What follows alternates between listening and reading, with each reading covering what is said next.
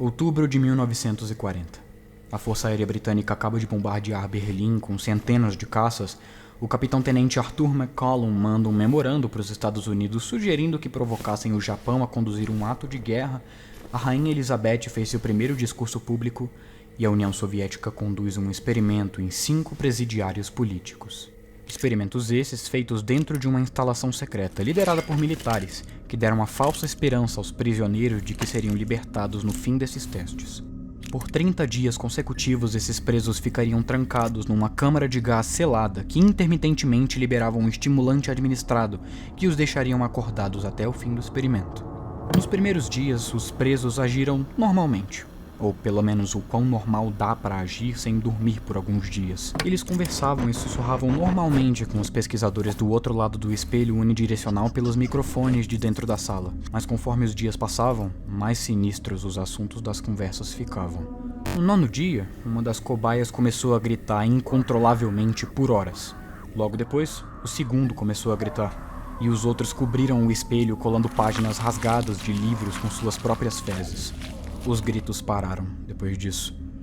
Mais alguns dias se passaram sem que os pesquisadores pudessem olhar para dentro da sala. E durante esse tempo as câmeras também ficaram completamente silenciosas. No 14º dia, os pesquisadores decidiram fazer uma coisa que não queriam. Mas para provocar uma resposta dos prisioneiros, eles decidiram fazer um anúncio no interfone.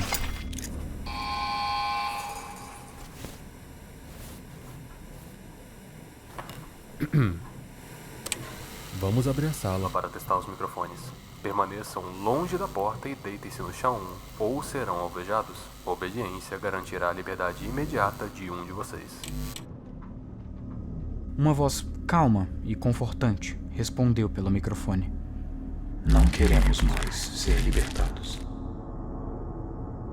No 15º dia, os pesquisadores desligaram o gás e reabriram a câmara. Mesmo com os presos implorando para que a porta permanecesse fechada e que o gás fosse religado, por um medo visceral de adormecerem, gritando incessantemente. Quando os soldados e cientistas olharam para dentro da sala, viram uma cena horrenda. Os presos tinham arrancado pedaços de carne de seus próprios corpos, assim como seus órgãos internos, praticando autocanibalismo em si mesmos. Todos eles. 4 das 5 pessoas ainda estavam vivas.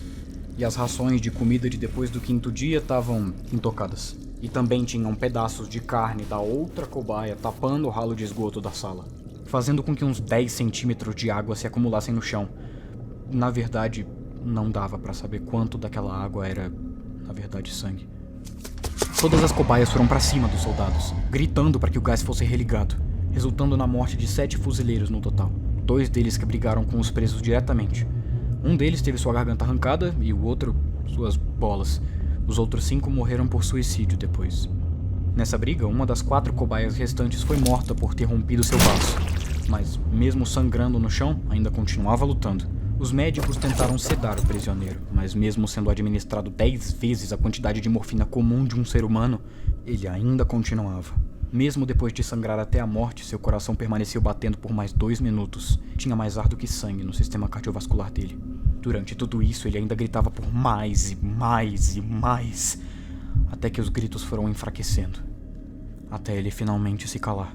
As 3 cobaias restantes foram contidas e levadas para o único centro médico que a instalação tinha, para cirurgia urgente. A cobaia mais destroçada foi levada para cirurgia primeiro, mas enquanto os médicos tentavam colocar os órgãos espalhados pela mesa de aço de volta no preso, ele permanecia acordado, já que sedativos não tinham efeito nele, quase rasgando a alça de couro de 4 polegadas que o mantinha fixado à mesa. Os cirurgiões administraram uma quantidade pouco mais alta do que o normal de anestesia para a cobaia, e no segundo em que seus olhos se fecharam, seu coração parou de bater. A próxima cobaia foi a primeira a gritar, a que rompeu suas cordas vocais. Antes do procedimento, os médicos relutantemente sugeriram fazer a cirurgia sem anestesia, já que quando o sedativo chegava perto da cobaia, ela violentamente balançava a cabeça de um lado para o outro. Agora, quando a cirurgia acabou, a cobaia olhou nos olhos do cirurgião, tentando dizer alguma coisa, e o cirurgião rapidamente pegou um caderno e caneta para que a tal cobaia pudesse escrever. Foi uma simples mensagem. Continue cortando. A última cobaia foi administrada com o mesmo procedimento, sem anestesia. Os médicos reclamavam que a operação era impossível, já que o paciente não parava de rir. Um paralítico foi usado, mas perdia o efeito muito rapidamente. E nesses curtos períodos de tempo em que o paralítico funcionava, a cobaia só olhava no fundo dos olhos dos cirurgiões, incessantemente. Depois das cirurgias, as cobaias foram colocadas de volta na câmara de gás por ordem de um ex-oficial da KGB que viu potencial em continuar o experimento. Foram colocados monitores EEG nos prisioneiros para que fosse possível monitorar suas ondas cerebrais. No caminho da sala, os médicos observaram que às vezes seus EEGs detectavam morte cerebral nos pacientes, mesmo que eles continuassem acordados e falantes. O comandante ordenou que 3 pesquisadores entrassem na sala junto com as cobaias, para monitorá-las de perto. Um desses 3 pesquisadores puxou sua arma e atirou no comandante a queima-roupa bem entre os olhos, e em seguida virou a arma para a testa da cobaia muda e puxou o gatilho. Ele mirou a arma no último prisioneiro enquanto os médicos fugiram da sala. Eu é que não vou ficar trancado aqui com essas coisas. Não com isso. Mas que porra é você? Já se esqueceu? Nós somos você. Somos a perversidade que permeia dentro de todos vocês, implorando por liberdade a todo momento desses cérebros animais. Somos do que você se esconde todas as noites. Somos o que vocês silenciam e paralisam quando vão para os seus refúgios noturnos, onde nós não podemos vagar.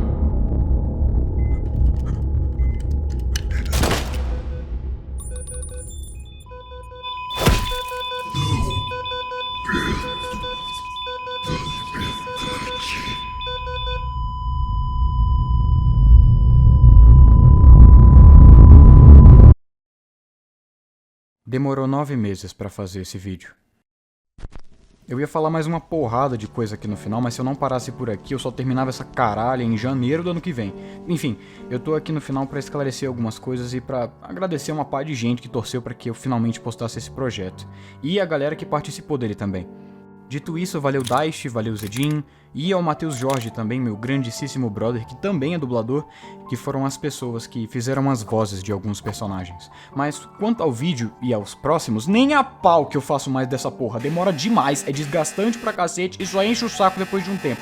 Então não vai esperando esse mesmo nível de produção nos meus futuros projetos, a não ser que eu diga que vai ser uma coisa mais bem trabalhada, né? Mas não quer dizer que daqui em diante eu comece a fazer qualquer merda, não. Eu ainda quero colocar 1 ou 2 curtas animadinhos de poucos minutos em cada vídeo, tanto que eu já tenho o próximo mais ou menos planejado. Chega, paguei um narrador pra gravar um trecho.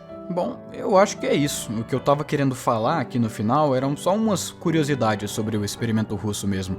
Sabia que aquela foto do caba todo enfaixado que eu devo ter colocado na thumb, na real é uma decoração de Halloween, não tem nada a ver com o experimento russo? É, pois é. Faz o favor de pelo menos curtir o vídeo, valeu? Beijo.